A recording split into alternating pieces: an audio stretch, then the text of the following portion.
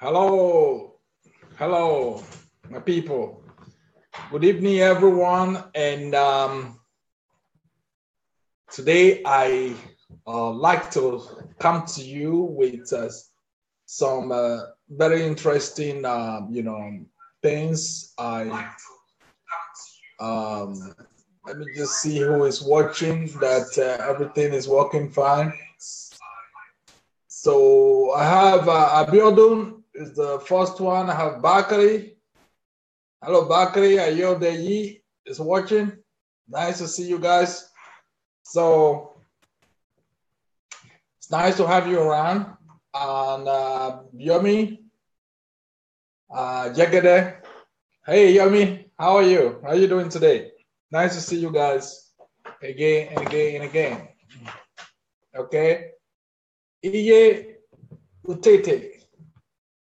Nice seeing you. So how is Dublin? Sunday, Ikbomosa. We have Blessing. We have Lure Adewale. So we've just been chatting. I told Adewale that I was going live. So we have Ekoma Osaro. Hey, Osaro, how you doing? You know, so it's nice seeing you guys around. Today, I like to have normally what I do when I was in my business is this. At the end of the year, I will come together with my staff basically, and I will do analysis of the year. A lot of people who are high achievers, they actually do that. They took a look at the year, and that they do before the year is over. So in this case, we are today, December, everybody is preparing for Christmas and merry and buying presents and everything. People like me actually don't do much of buying presents,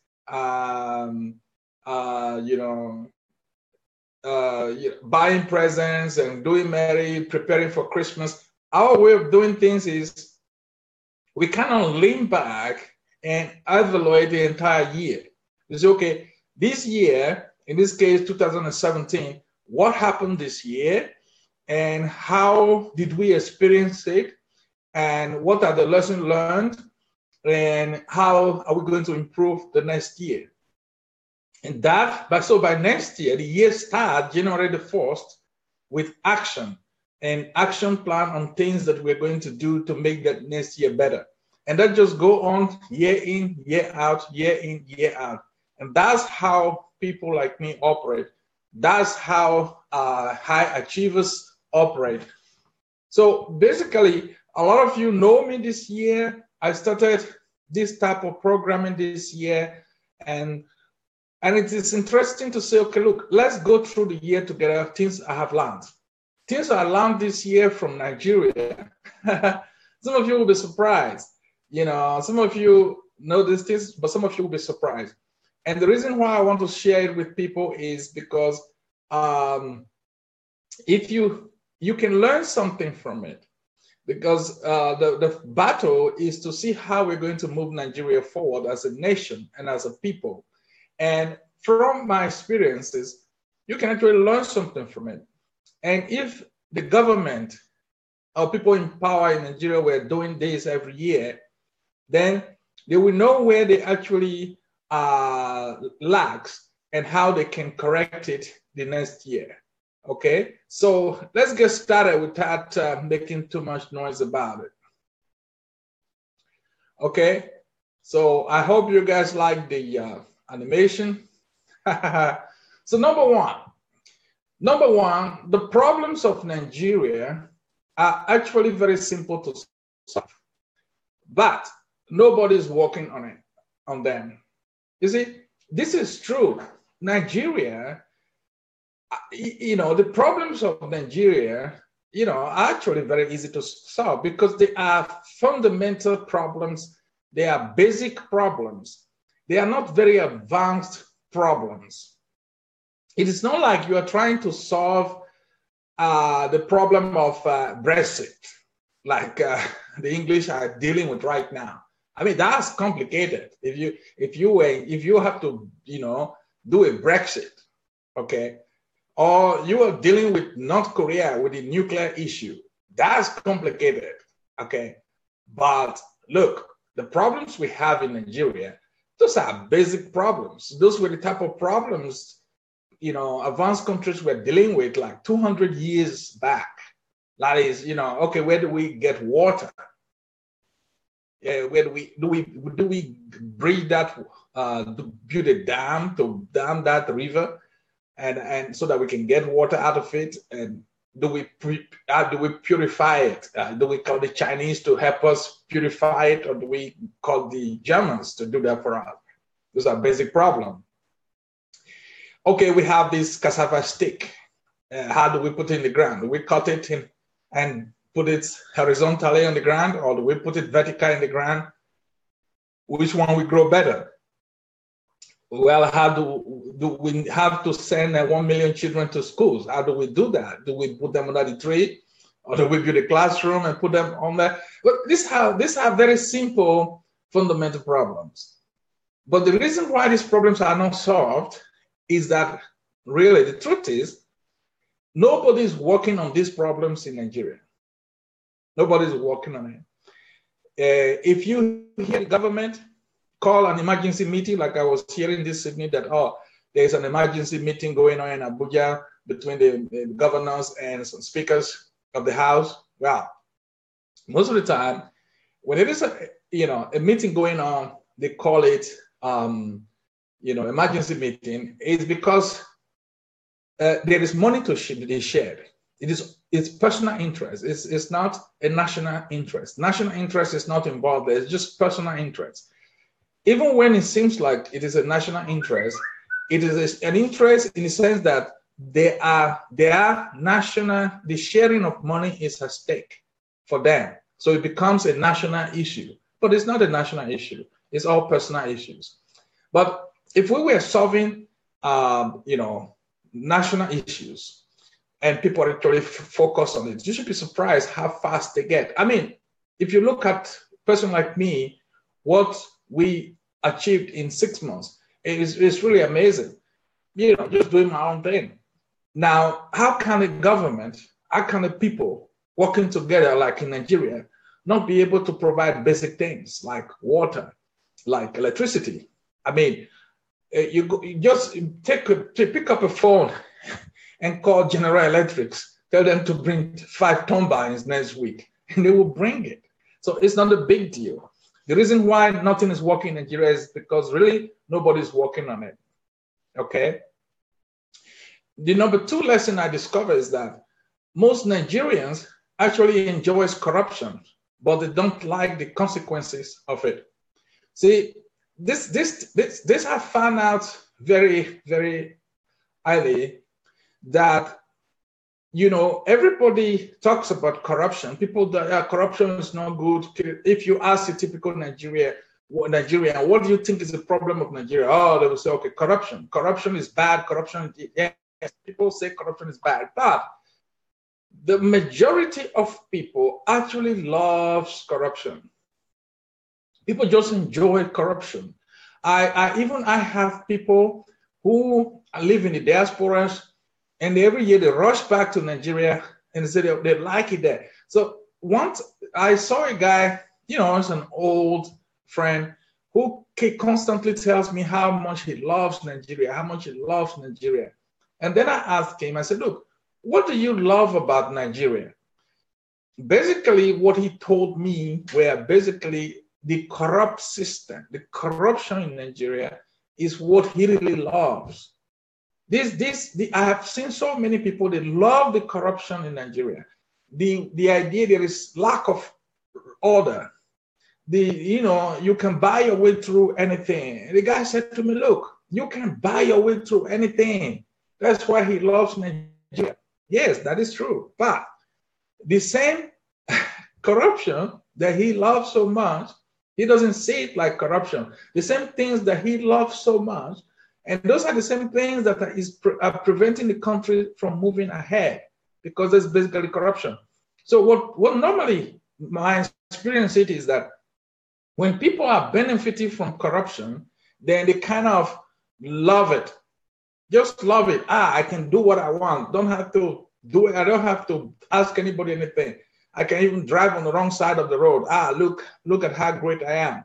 But however, once the corruption turns the other way around and they are no longer the benefactor of the corruption, they are now the victim of corruption, then wahala don't start, like they say in Nigeria.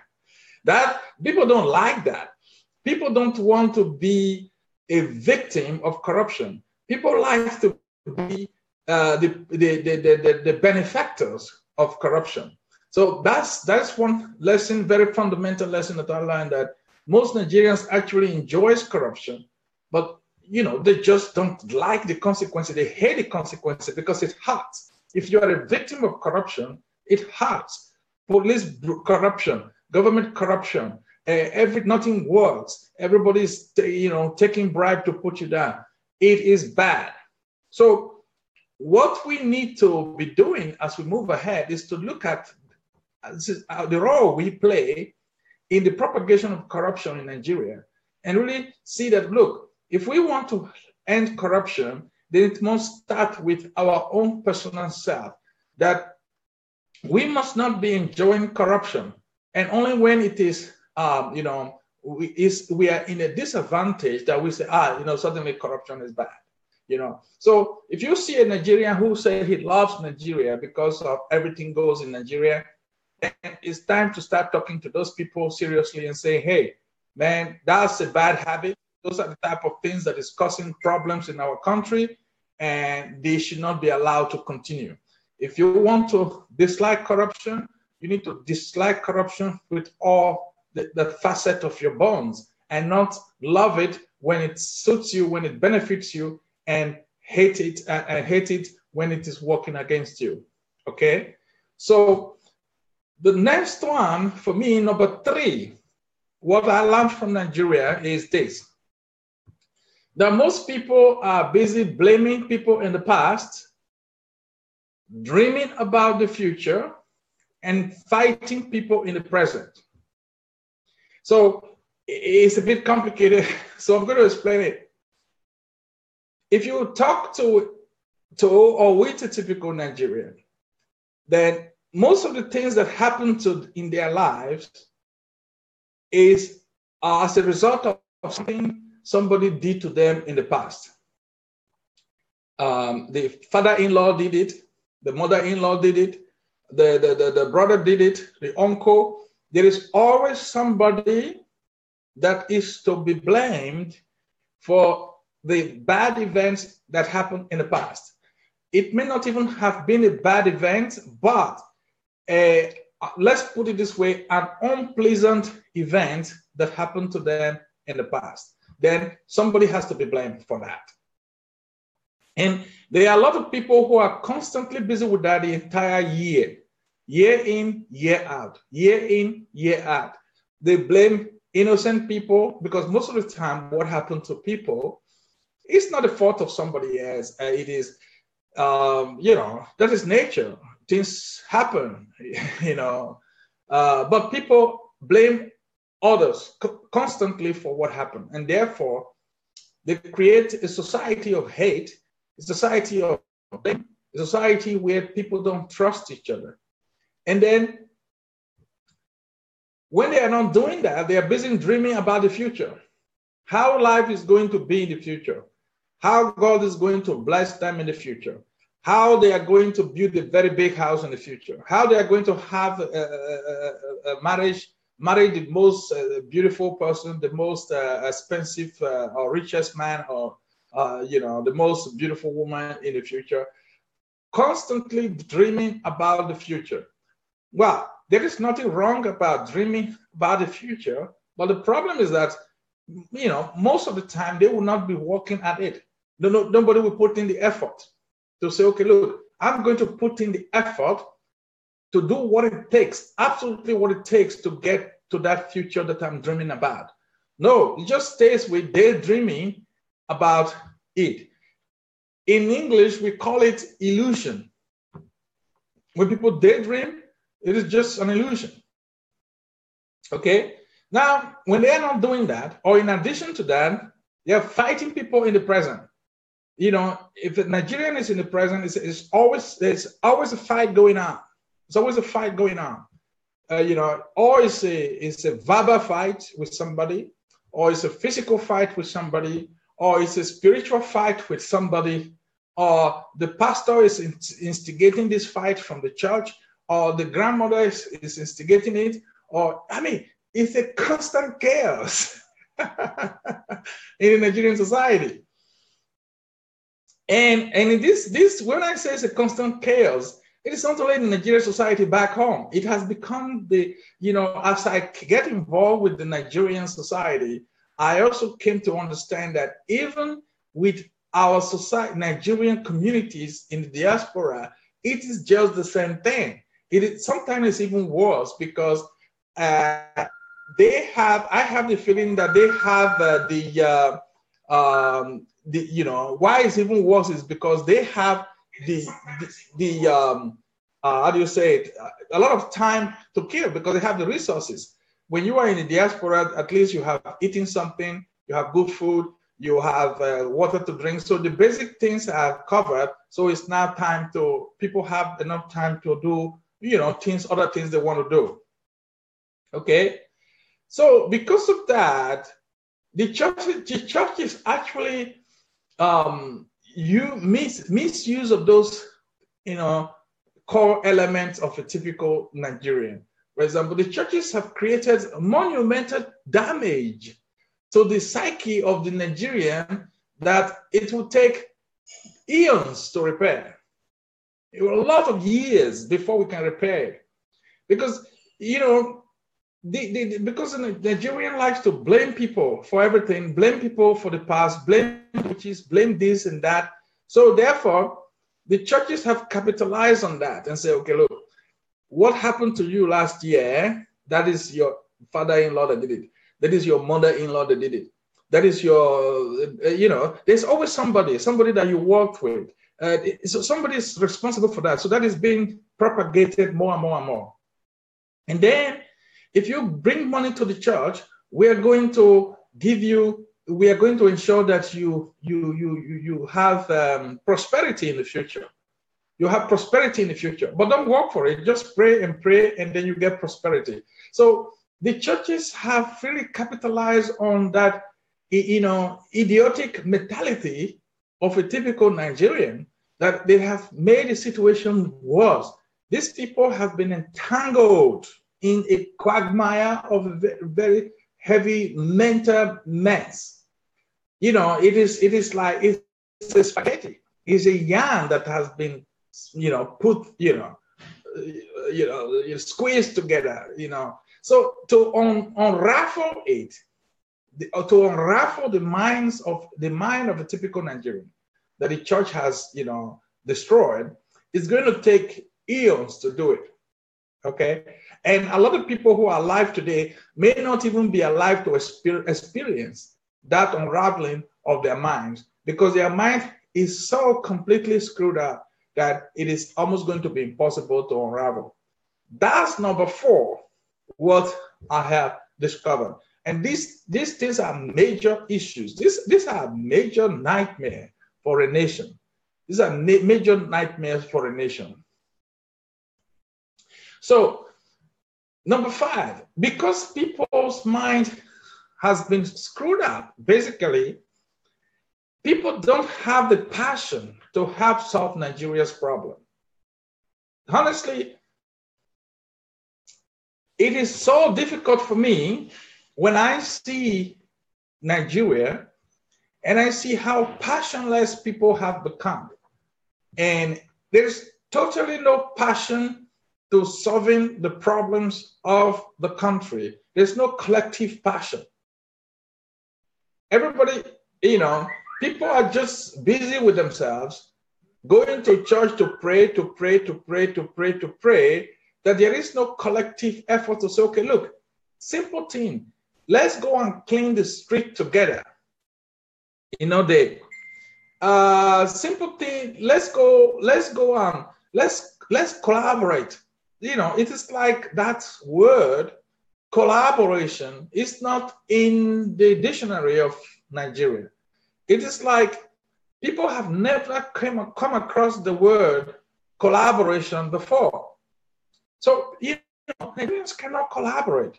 I was, even when because I experienced this in my farm, when you give people work to do, you put 3 or 4 people together, say, okay, let's do this work. And that is a work, if they all put hands together, they can get it done in 2 hours. But they would just refuse to collaborate to do it as fast. To do it, it's not even, they don't have to do it fast, but collaborate and get it done. No, they won't do that. They will rather, try to walk away from the work, walk away from the responsibility, and that work will just be hanging there. So one day I asked somebody, I said, why do you guys do this? Why, if everybody works together, that work is done in 1 hour. He said, he once said to me, he was afraid because if he is the one that works hardest in that group, so if he starts to work, other people will just back off little by little. No, everybody's constantly afraid that if I do my work as good as I can, then it's going to be to my disadvantage because the other person is not going to be pulling his weight. So therefore, I'm not going to pull my weight either. It's a very strong psyche because I feel that if I do my work, then the other guy is not going to do his work effectively. So therefore, I'm not going to do my work at all.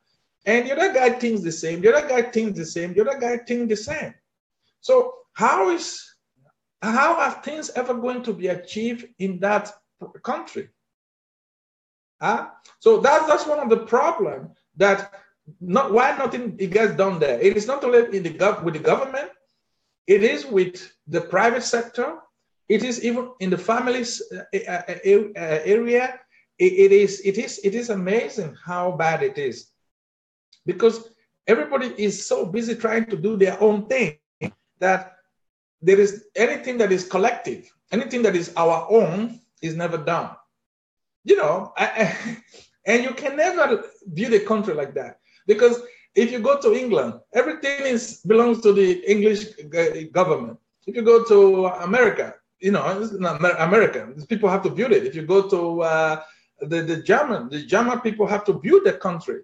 But there is no Nigeria. Nigerians don't build together.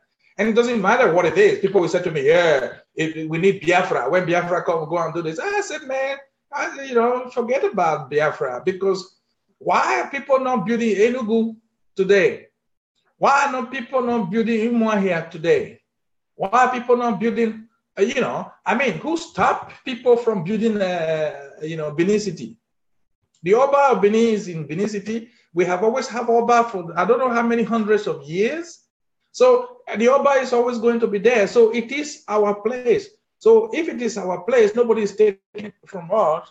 So why can't people come together and say, okay, let's make this city a beautiful city? So it has nothing to do with the name, whether you call it one name or the other. It just has to do with the fact that people have no passion to help solve Nigeria's problem.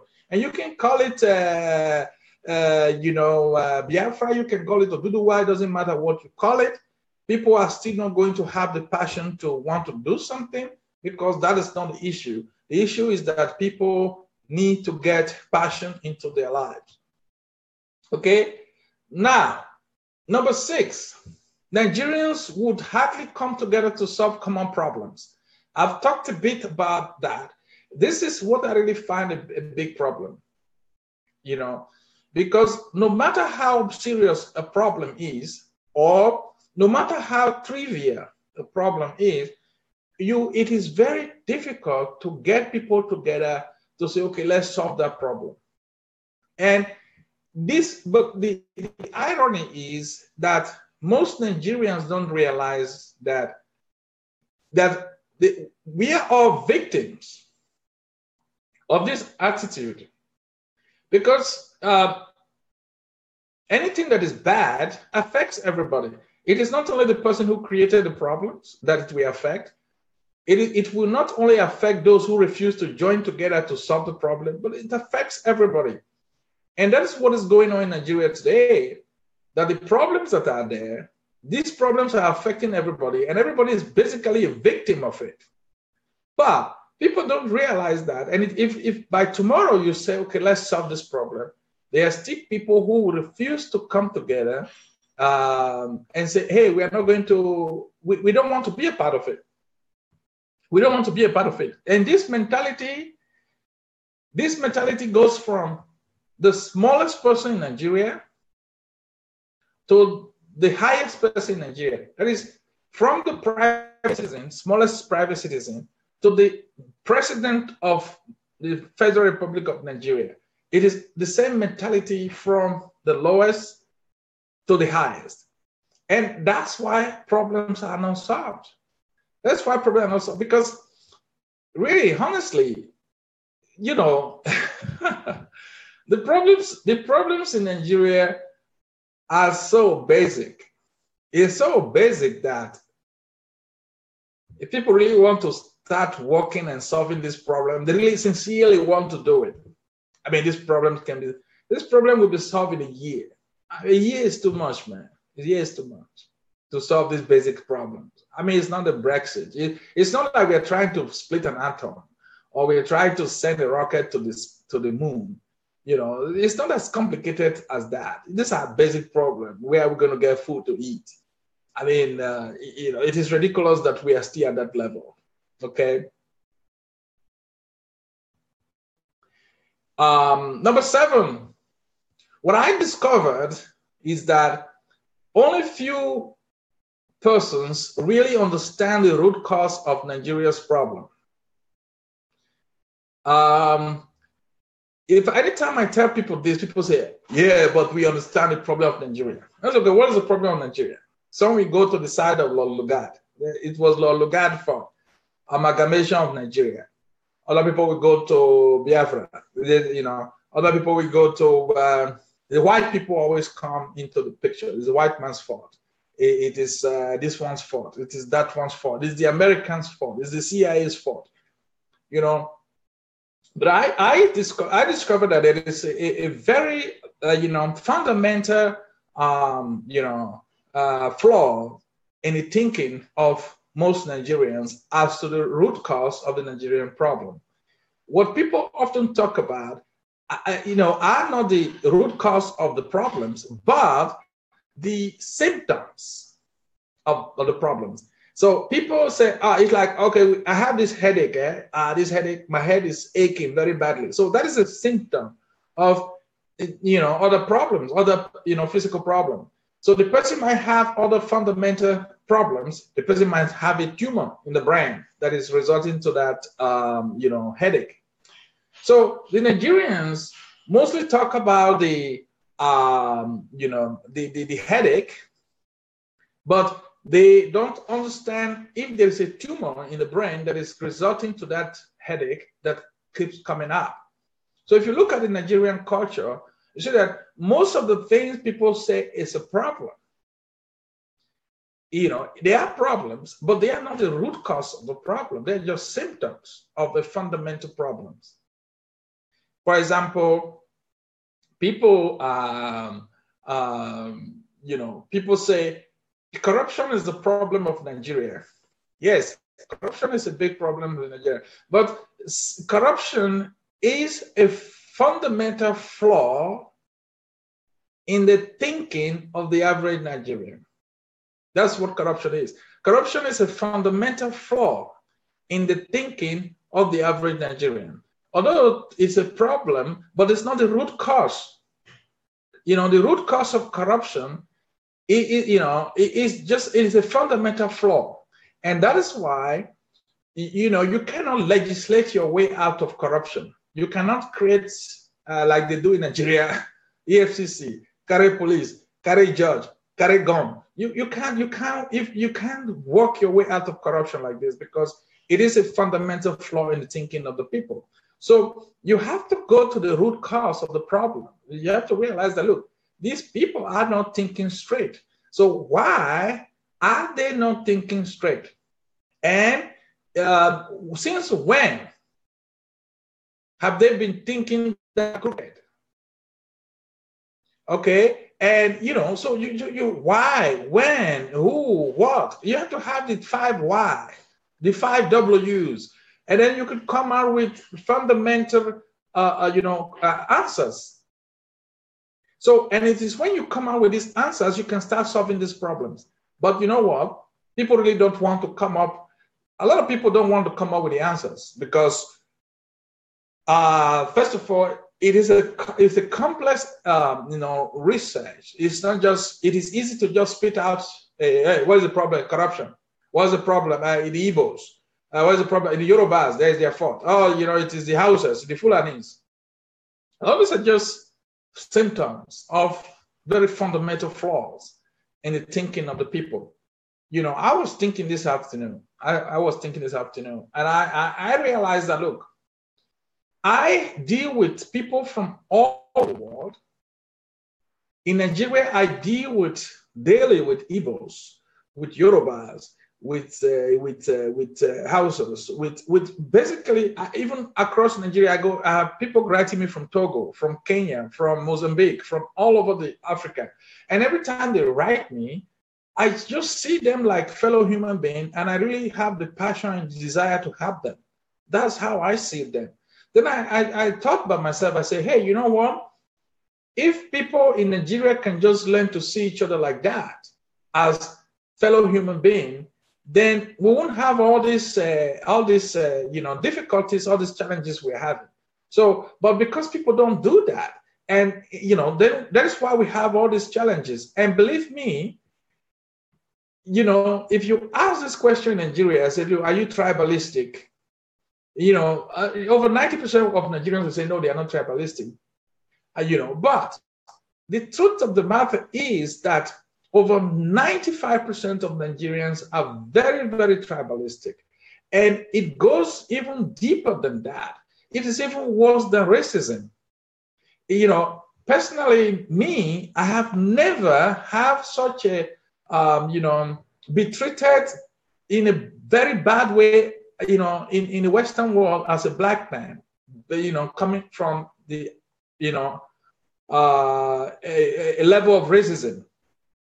I've never experienced racism, in the Western world as much as I have experienced tribalism in Nigeria. And tribalism in Nigeria, I always say to people, is worse than racism, because when you are tribalistic, you are treating your own people, your own fellow Black man or Black woman in a more worse way, just because that person is from a different tribe, that person is not speaking your language, So for me, it is worse than racism. But Africans don't realize that.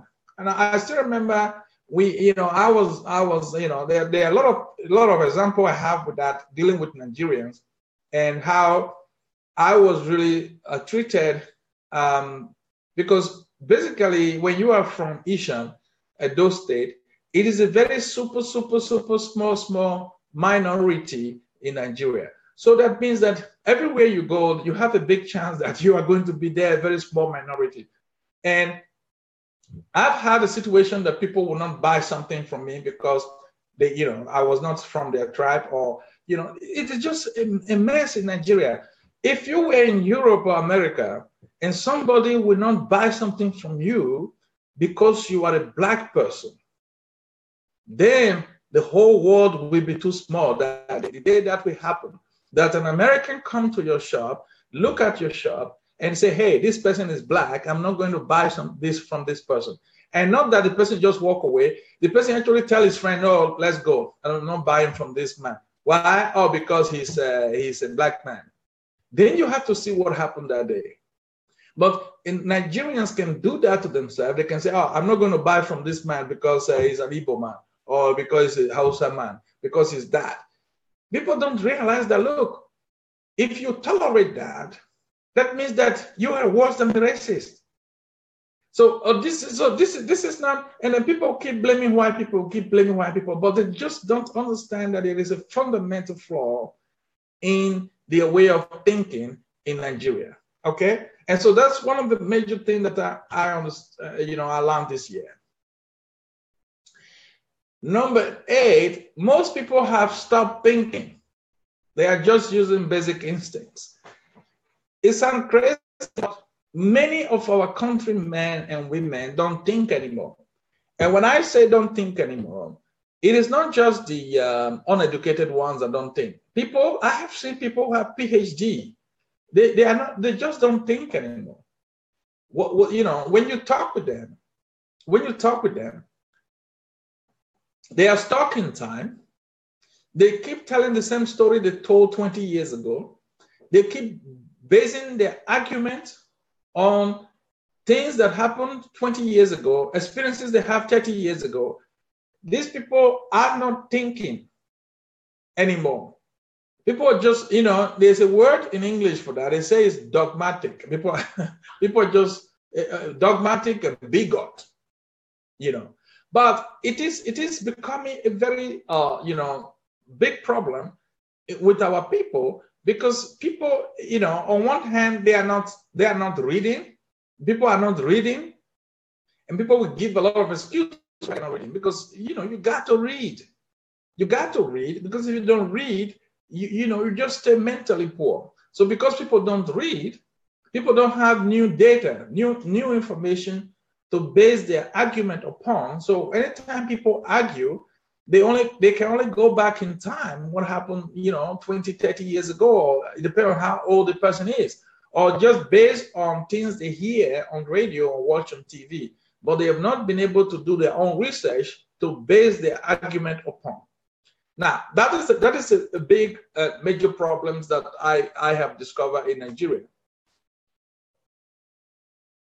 This is bad, basically. This is bad. This is what really made me sad in Nigeria, And that is that people will do anything for money. People will do anything for money. And when I say anything, really anything, there is nothing that is too weird that people are not prepared to do in Nigeria for money. People will kill. People will, even in the church, they will kill their own members. People will sacrifice their own. I've seen people, I've heard people sacrificing their own children for money. We know you don't get money, you won't make money, but if you sacrifice anybody, you can sacrifice everybody in the world, it won't make you rich. But however, there are some disgruntled elements who believe that, and they actually go about sacrificing people, or they say you will use the person to make money. And I've asked many times, I say, look, when the person is vomiting money in the closet, what currency does the person vomit? Is it US dollars, pounds, naira? Nobody has been able to tell me that. If anybody has an answer, I am still, I still want to know, because that answer is still, the question is still pending. Now, this year, I heard and I saw it that Nigerian youths who are doing 419 have resorted to eating excrement. That was for me the lowest I heard, that how can a human being go and eat the excrement, that is basically shit, of someone else because they want to make money. And then I talk, let me ask some questions further. How does that happen? And then I ask, do these people have to eat their own excrement, or they have to eat the excrement of somebody else? And then the story came back that no, these people must eat the excrement of somebody else. So where in God's name do you find excrement from someone else? So he said, yeah, they go to the bush, especially in areas where people don't have toilets, and the people actually go there to look for the excrement of some another human being. And then they pack it and they go and eat from it. And I think, what? And it's not one person, it's not two persons, it's not three persons doing it. There are a bunch of people doing this today in Nigeria, because the story is once they have eaten that excrement, then when they are doing the 419, they are talking with a victim, anything they tell that person on the phone, that smelling excrement from their breath will go inside the phone, go all the way to the other side of the world, and convince the victim to bring the money. Well, that for me, that was really basically where I drew the line, and I said, look, first of all, it is very shameful, because I thought, as a Black man, all the work that Martin Luther King did, the work that Mandela did, and the work people like Barack Obama did, we were very happy that at last we had the Black people had the first, Black president of the United States. So we have come of ages. We are now, we have done great things. And I try to imagine and say, look, now you have Black people who are eating excrement because they want to make money. You have Black people who are cutting head of people and put it inside the closet. They say they want to make money. You have Black people who don't want to work and doing a lot of idiotic madness in the church in the name of, getting blessings from God. And I try to imagine. So now all the credibility we have built up in the last 50 years is now being destroyed by these idiots. Just imagine that for a while. All the credibility that people like Martin Luther King built up, people like Nelson Mandela built up, Barack Obama built up, Colin Powell, and all these guys, including even yours truly, people like, Sunday Adelaja, and all these Black people that have achieved something with life. And then now when you Google us, when you Google Nigeria, guess what you find? You find these idiots who are eating excrement. You find all this atrocity that is being done by these people. You find all this 419. You find all this crazy, pastor, nuisance that is going on. So we have now become the laughing stock of the world. It's a very sad story. Very sad story. Okay. Number 10. Nigerians are afraid to do something really big. So people always take the shortcut. Yeah. Well, Nigerians will not agree. Nigerians will not believe it, that they are, but it is true. Nigerians don't want to do something big. So if you go around the world, you will not see a skyscraper that was built in Nigeria. So you will see that United States, when the 9/11 happened and the skyscraper were destroyed, they just built another one. If you go there now, it's standing there. It took a few years, just built another one. You go to Dubai, you have few there. You go to Saudi Arabia, well, they have their own. Malaysia, they have their own. Indonesia, they have their own. The reason why you don't have these skyscrapers in Europe, because the ground is too soft. They'll just sink inside. That's why they are not building this skyscraper in Central Europe. But all these countries, people are just competing. If you go to China, they just went out of proportion, because these people, they think about something big. For a nation to be taken serious, then the nation must do something massive, something big. So all these nations, they think about, okay, what are we going to do? What is big? Now you go to Nigeria, you don't see anything big, nothing. People in government just want to loot money. They just want to go and pile the money up in Switzerland. Now they are piling the money up in Dubai. They are piling the money up everywhere but home. I mean, it is just sickening.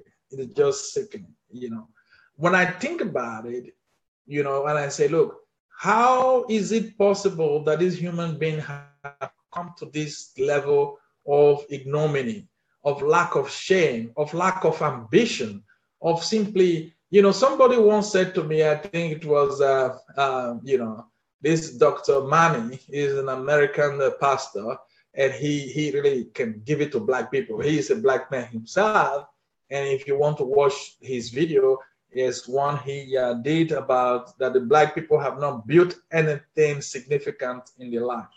Now, you go to Nigeria, you won't see anything significant that has been built. This is a country that has been there for so long, and yet they have nothing significant they have built. And then I asked myself, how is it possible that the white men stop these people from building anything significant? We don't have a superhighway as big as that country. There's no superhighway anywhere. We don't have a proper railway track, not anywhere. We don't have a proper airport, not anywhere. We don't have a proper skyscraper. We don't have it. There is nothing.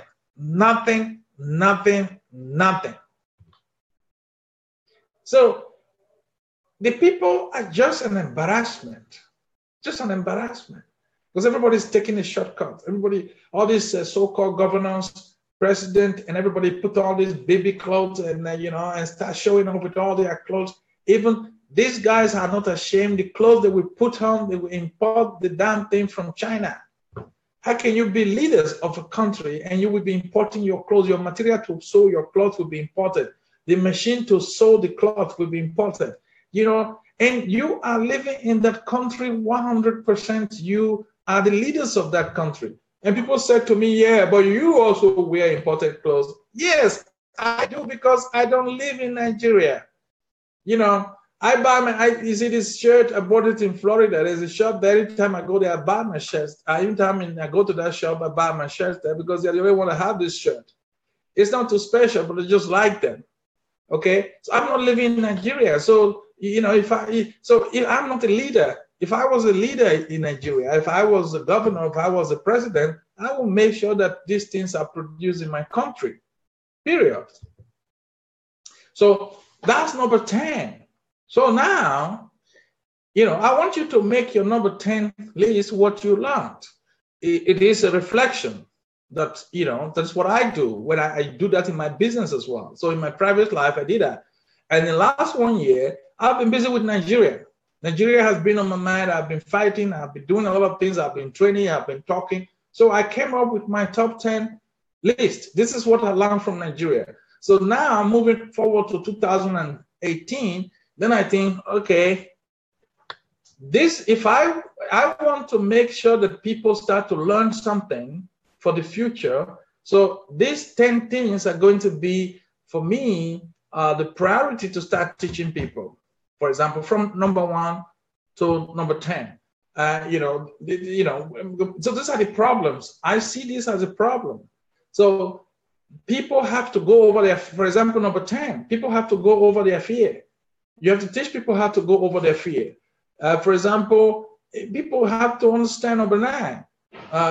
We must not be doing all the atrocities because of money.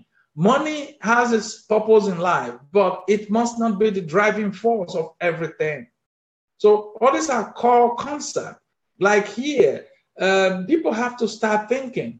People have to people have to start thinking. People have to start reading. So they have a program put in place for to teach people how to start doing these things. So that is how this is going to be modifying, helping me to modify my education, my training, repurpose my program for 2018. Because I really want to make sure that people start to understand this, the basic things of life, how you are going to, how the nation has been lost and how to bring the people back from the abyss and give them a purposeful life.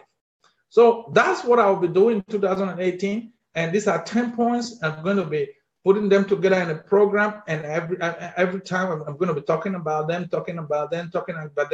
because these are just the global picture of the root cause of the Nigerian problem. There are more, but these are issues. So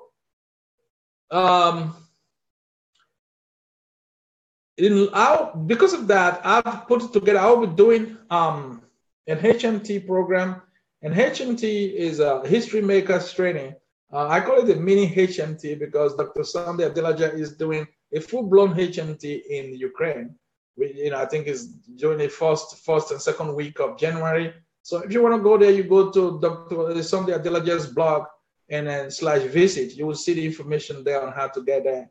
So, but for me, I have a very small version of the HMT. I do it for 2 days, So I go to a city on Saturday and Sunday, go to a European city, American city, it doesn't matter where city in the world. If you want me to come to your city, I'll come to your city.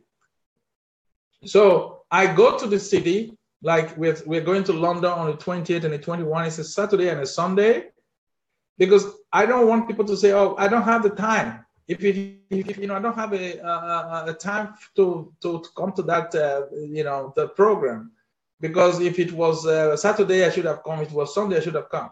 Actually, Saturday and Sunday, nobody have the excuse. You can say, okay, you don't have the money to come. That is also possible, but you got to get moving, because I'll be coming with a life-changing program. It is a life-changing program because I feel that a lot of our people are suffering too much in life. They know they are suffering, but they don't know why they are suffering. And one of the reasons why they are suffering is because they don't understand life real well. They don't understand the root cause of these problems.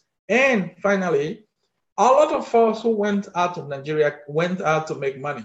And people discovered that they are now in their 40s, they are now in their 50s, and even that money they don't have. So now people are getting confused. But the basic truth is that people don't have the money because they made the money. A lot of people made the money, but the money got lost because they didn't understand how to manage the money, number one, because money has three things. One, you have to understand how to make it. You have to understand how to keep the money you made, and you have to understand how to multiply the money, let the money work for you, let the money grow for you. That is how you get to be financially independent. Then most of the time, Nigerians, Africans, and Black people don't understand how it works, don't know how to make money, don't know how to keep the money, and don't know how to multiply the money for themselves. So what happens is that people, you rush, go build a house in Nigeria, rush, buy a car. People rush, carry container, go Nigeria. And, guys, we are living in the 21st century. We are living in the information age. There are so many different ways to make money in the information age. And there are so many ways to invest your money. There are so many ways to keep it. So what I'm doing is that I'm going from country to country, from city to city, teaching people this stuff. How to make money, how to keep the money, and how to multiply the money. There are three simple things. And hopefully by the end of 2018, I may have been able to train hundreds of people. And one day I have 10,000 millionaires in US dollars that I have trained. And after I train the 10,000 millionaires, then I will stop because my target is 10,000 millionaires. So the day I finish training them, I will stop. And if I finish training them in 2019, I will stop. If I finish training them in 2020, I will stop. But one day I'll finish training 10,000 millionaires and I'll stop. Then I've done my task. It's time for somebody else to continue that track. So therefore, if you want to join us in London, if you live in around that area, it's a big island, you can join us. If you want me to come to your city, Amsterdam, Düsseldorf, Rome, Milan, any other great city in the world, you can invite me. But please don't invite me when it's snowing in your city. I don't like snow. I'm just kidding. So guys, that's it for me today. You have all the information you need here. And let's make 2018 a blast. And before I forget, I will be on the 26th, I will be making a show. I wanted to make a show on the 25th, a webinar the whole day. And on the 1st of January, the whole day. Everybody started begging. I beg, don't do it on the 25th. We are making pounded yam. We are doing this, okay. So at the end, after so much begging, I said, okay, look, the live webinar, the whole day webinar is going to be on the 26th. I heard that is Boxing Day. That is when they open box. When somebody give you a present, in English, people, they open the boxes. In Nigeria, they actually physically box each other on TV. But anyway, on a Boxing Day, I'm going to be, doing that, 6 hours presentation. I'm going to be doing 2 hours in the morning, UK money, as in 10 o'clock to 12. Then the next 2 hours will be in the afternoon, and the last 2 hours will be in the evening. So it's going to be 6 hours presentation. It's going to be a blast, okay?